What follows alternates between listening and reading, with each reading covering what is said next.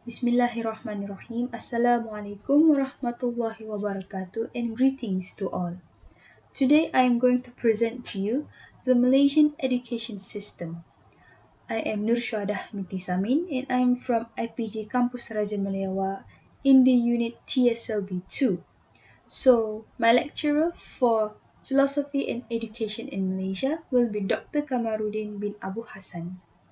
Before we begin, for your information, the Malaysian education system blueprint is actually produced or being written by the Ministry of Education after the PIPP or Plan Induk Pembangunan Pendidikan has ended on 2010. So this blueprint offers the vision of the education system and students that our nation, Malaysia, needs and deserves. And also, this blueprint suggests the strategic and operational shifts to take our education system internationally or take it to the next level.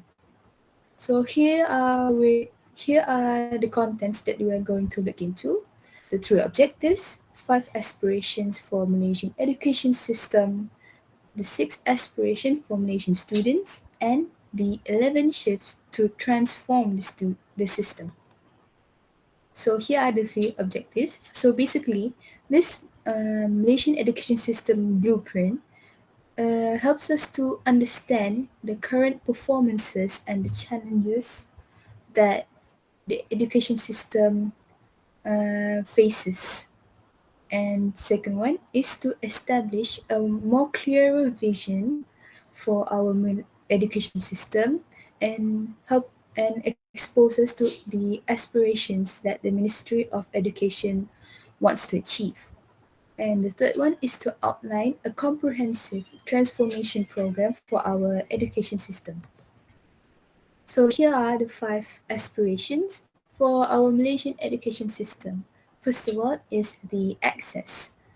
There will be 100% enrollment for students across all levels by 2020, although as we can see, the Ministry of Education has not yet achieved this 100% of enrollment. So the second one is the quality.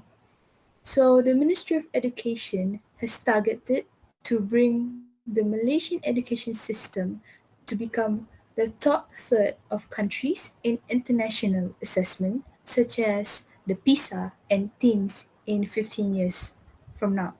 So for your information, PISA and TEAMS are only focusing on science and mathematics subjects only. So the third one we have equity. Equity means that the Ministry of Education will try to execute 50% of reduction in achievement gaps. Means that they will try to close the gaps between students that have different backgrounds, socioeconomics, and their gender by 2020. And next we have Unity. Unity, the Ministry of Education will expose the children from different cultures, different races, and help them to share values and have more experience by helping them to embrace the diversity of Malaysia education system. And last one we have efficiency. This PPPM or the Malaysian Education System Blueprint is a system where they will maximize the student outcomes within the current budget. So next, we have the 6 key attributes needed by every student in order for them to be globally competitive. So the acronym that I've created is Keep Thinking Like Ben. Keep Thinking Like Ben consists of the knowledge, thinking skills, leadership skills, bilingual proficiency, ethics and national identity, and lastly, the national identity. So, we are going to look into the 11 shifts that transform the system. So, these shifts are actually the executions that will be made by the Ministry of Education to achieve their goals of making the Malaysian education system internationally. So the first one, they will provide equal access to quality education of an international standard. So the benchmark for this blueprint is to have the students to learn languages that, such as learn of languages, mathematics, and science internationally. So we will be trying to launch the new secondary school standard curriculum, or we know as KSSM, and the ministry will also revise the primary school standard curriculum, or KSSR, in 2017. The Ministry of Education will also revamp rombak those national exams and school-based assessments in order to increase the percentage of questions that require students to have higher order thinking skills, or this, or what we know as HOTS questions. And the Ministry of Education will also raise the quality of all preschools, and they will also encourage universal enrollment by 2020. And the Ministry of Education will also try to move from 6 to 11 years of compulsory schooling, means that every child who in the age of 6 will will have to start to enroll to school, which is kindergarten. This will be supported by targeted retention programs and job-ready vocational training. And the ministry will also increase investments in physical and teaching resources for those students who require specific needs. Next is the second shift, where the Ministry of Education will ensure every child is proficient in Bahasa Malaysia and English. The ministry will start to introduce a standard Bahasa Malaysia curriculum at starting at the primary level, with intensive remedial support for those students who are struggling with Bahasa Malaysia. And the second one, the ministry will also help students to understand English more by expanding the Linus program.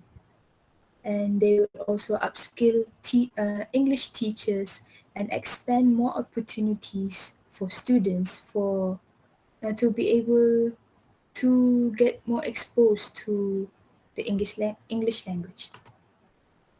The third one will have develop values-driven Malaysians. So in this shift, we will know that the ministry will try to include moral values for students by strengthening Islamic education for Muslims, moral education for non-Muslims, and civic elements such as pendidikan civic by 2017. And they will also try to develop students holistically by reinforcing the requirements for every student to participate in the core curriculum, which is having them to participate in one sport, one club, and one uniform body.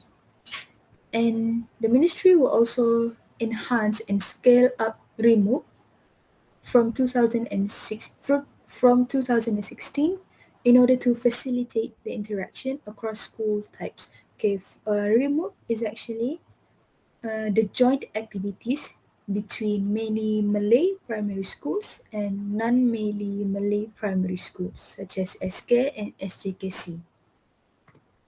Next, we have transforming teaching into a profession of choice. The ministry will try to raise the entry bar for teachers, which is they will try to make strict criteria for teachers from 2013 to be among top 30% of graduates. So they will try to increase the quality of teachers, and they will be focusing teachers on their core function of teaching. For instance, students who are studying TESL and they will become English teachers.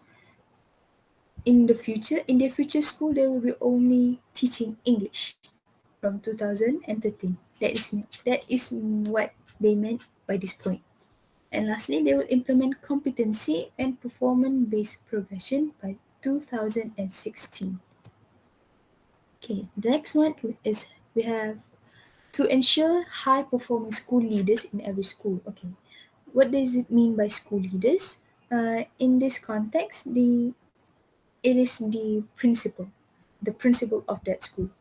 So, the ministry will try to enhance selection criteria and succession planning processes for all principals of a school from 2013 and roll out a new principal career package in waves from 2013 with bigger support and sharper accountability in order to improve their students' outcome.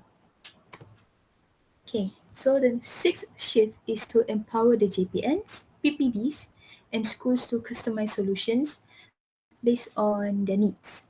So, the ministry will try to accelerate the school improvement by having systematic and district-led programs across all states by 2014.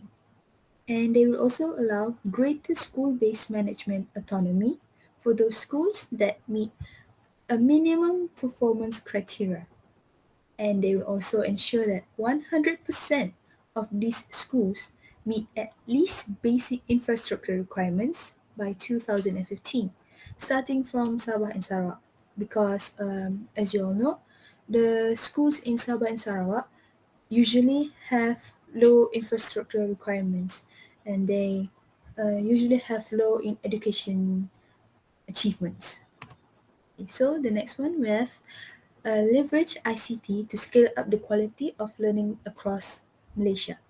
So basically, the Education Ministry will provide internet access and virtual learning environments to all schools by providing them one bestari net for all schools by 2013.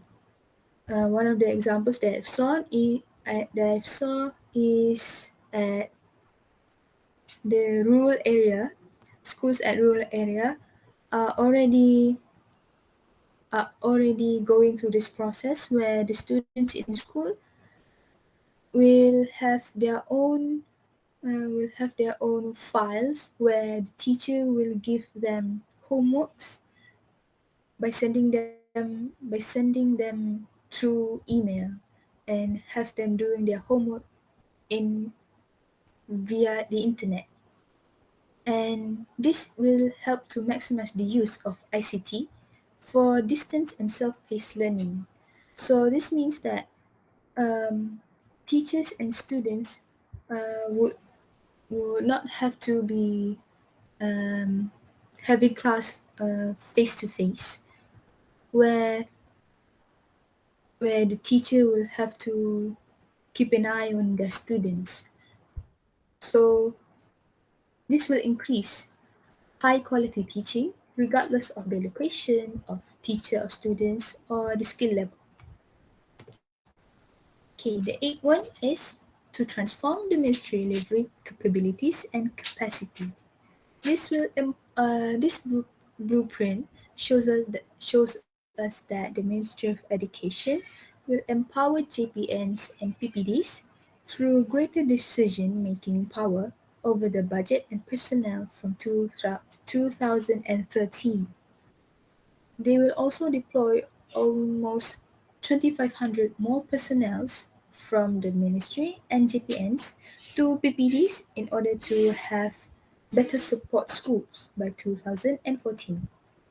The ministry will also try to strengthen the leadership capabilities um, in 150 to 2,000 pivotal leadership positions starting from 2013. They will also try to strengthen the key central functions and rationalize structure from 2016.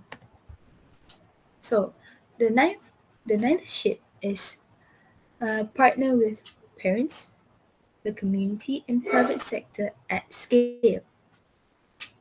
This shift tells us that the Ministry of Education will try to cooperate with parents and the society to help to improve the students' outcome, students' achievement, or to increase the education system of Malaysia.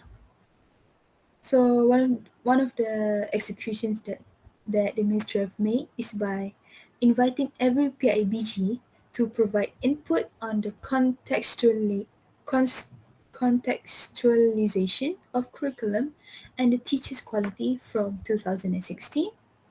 And they will also help parents to be more involved in their children's education by helping them to um, by allowing them to to make research, not to make research, I mean to keep an eye on the child's progress, but such as the website SAPS, where the parents will are able to look at their child's results. So the 10th shift is to maximize student outcomes for every ringgit. The ministry will try to link every program to clear students' outcome and annually will rationalize the programs that have low impact on students. This will this will also capture efficiency opportunities with funding reallocated to the most critical areas, such as the teacher training and teacher upskilling. So lastly is to increase transparency for direct public accountability. The Ministry of Education will annually publish a public report on the progress that has occurred against the blueprint targets starting from 2013. And they will try to conduct more comprehensive stock takes in 2015, 2020, and 2025. So, these are the transformations that we can see in the Malaysian education system. There are three waves, starting from wave one, where the Ministry of Education has finally succeeded in turning around the system by supporting these teachers and focusing more on the teachers' score and the teachers' core skills. So the second wave is the Ministry of Education started to accelerate the system improvement. So we can see that there has been more improvement compared to wave one. So for wave three, the Ministry of Education will start to move towards excellence with more increased operational flexibility. So these are these are the changes that we can see in our country's education system that the Ministry of Education will try to take more risk, and they will try to execute more shifts to in order to take our nation's education system internationally. So that is all from me. Thank you and Assalamualaikum.